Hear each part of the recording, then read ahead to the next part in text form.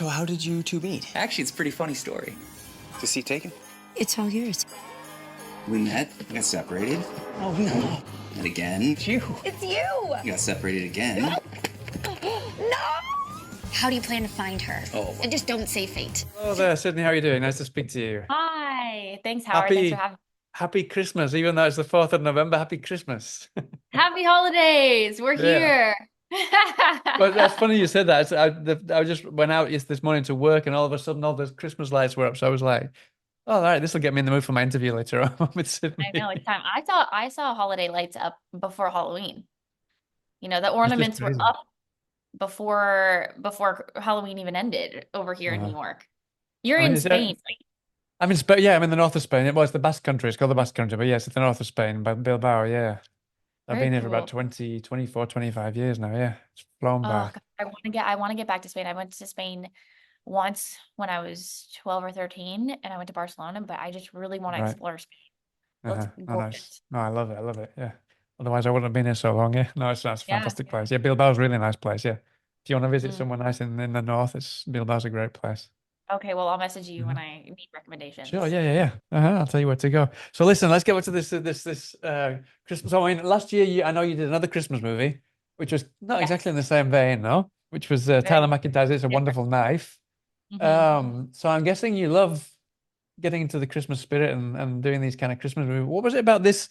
I mean, romantic Christmas movies are the dime a dozen. Some of them are good and some of them are not so great.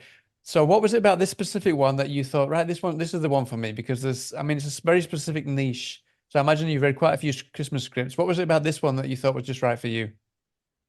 Yeah, I felt this one was special because it was an ensemble cast and you follow the multiple storylines and you're switching. It's so dynamic because you're switching from past to present and seeing how the two storylines so closely mirror each other and just showing how relatable it is entering a new relationship or figuring out if a relationship is the right one for you. And so I just really connected with this character. I really wanted to work with this director. I really wanted to be part of a Hallmark family. And once I saw the cast that was attached to it, I was even more excited. So it really was a perfect storm. It was a perfect holiday storm of all of the elements you want to see in a rom-com put into one film. And the fact that I don't see a lot of ensemble cast. Usually it's just like the lead two, and most of my favorite holiday movies are an ensemble, like Love Actually or The Holiday. So that has been a dream of mine. And also it gets reruns every year. And I love being part of a holiday or like a Halloween special or something where it is themed to a certain part of the year because you know that people can enjoy it for years to come. Yeah, I mean, I think that's a lot of people say, why on earth would people make horror movies, for example, about Christmas? I mean, I think it's exactly the same. It's kind of like everyone just loves watching reruns of Christmas movies, whether it be horror, romance, action, whatever. Yeah. Yeah, it's the one time where I don't know about you, but I will rewatch the same movies every year at the holiday time. And I can't say that for any other time of the year. Yeah. I mean, I love Die Hard. I watch Die Hard any time of the year, but Die Hard is my go-to film. It's Christmas. When I watch Die Hard, the first one, it's Christmas time for me. I need to get controversial, right? Whether that's a Christmas movie or not. People have Bruce Willis said he said it's an effing Bruce Willis movie rather than a Christmas movie. It's still a Christmas movie. That's what that was his words. And the roast. I don't know if you saw the Bruce Willis roast, but I'm talking about yeah, but no, it was at the end of the roast. He said that I just want to clarify that it's not a Christmas movie; it's an effing Bruce Willis movie. He said, yeah. That's fair. So listen, I mean, you said the ensemble cast. And I've been kind of stalking you on Instagram a bit, and I mean, you can't get a much prettier family than that, can you? Oh, yeah, that was Nikki is so good. Nikki DeLoach is so good at making sure that she's present in every moment. She's such a good actress and she's so on it, but then she always gets those behind the scenes photos.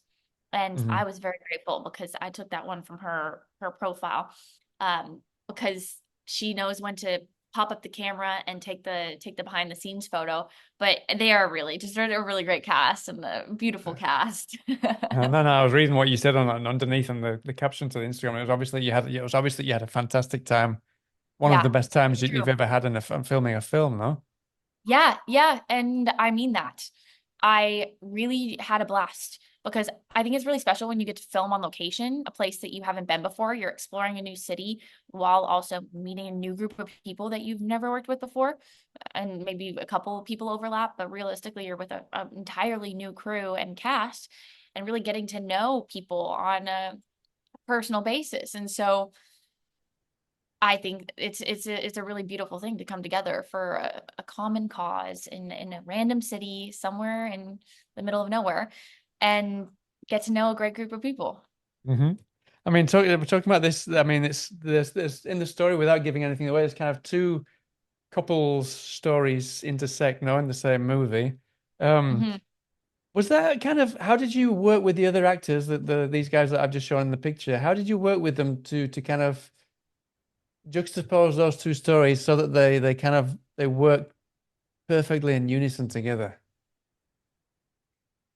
It's interesting because I watched it and I thought, wow, these stories really are so parallel. And I don't think there wasn't a conversation that happened Mhm. between us all to say, oh, because of this moment is going to cut to this moment. We're going to say things like that, or we're going to make sure that this is hit. Really, everybody came in with the understanding of their character. And so there weren't so many, the actors in the scene would talk together and say, where do we want to go in the scene? But all of us didn't talk as an ensemble and make sure that worked out perfectly. That was really, I feel like, the director and the editor and the writing that Mhm. did that so perfectly. Because I am always amazed when I watch something back and go, whoa, this really did come together quite nicely. And that Mhm. moment cuts perfectly to that moment. And I see why that is now there. And sometimes you even see things that you didn't notice from other people's scenes and why it was written that way. And then the edit can just bring it to life even that much more. Mhm. I mean, talking of the director, I've seen there's a nice photo of you with the director as well that I saw. Um, I mean, he's made quite a few Christmas movies now, so he must be quite the savant. I mean, he must have been like second nature for him to come on set and know exactly how to get everyone to the Christmas spirit and how to just kind of get everything to Yeah. work, all the cogs to spin around and work together perfectly, no? Yeah. He's just a very nice person and good human, very calm. And he has done this a lot. I watched World Record Christmas, which Nikki DeLoach had been in, and they had worked together on that. So they had a pre-existing relationship um, from a different Hallmark movie. And so he comes on and just is so prepared. He was so kind to me too because I want to direct. And so he let me look at his shot lists. And so seeing his shot list beforehand, and as we were going through a scene, if we had a little extra time, he would talk me through some things. And he just really knows what he's doing. He's been doing this forever. So he's Mhm. pro. I mean, the game I was reading out is what he's got on his roster, and I think he's made three Christmas films this year, just alone this year. So I I mean, know. He Christmas must posted come round today. and he's like, Christmas, get out of it. I don't want any Christmas, anything to do with Christmas now. He posted today about another one. I had no idea. He did so many this year, and he immediately after wrapping this too, he was in the edit room, but then also on another film of a completely different genre. Uh-huh.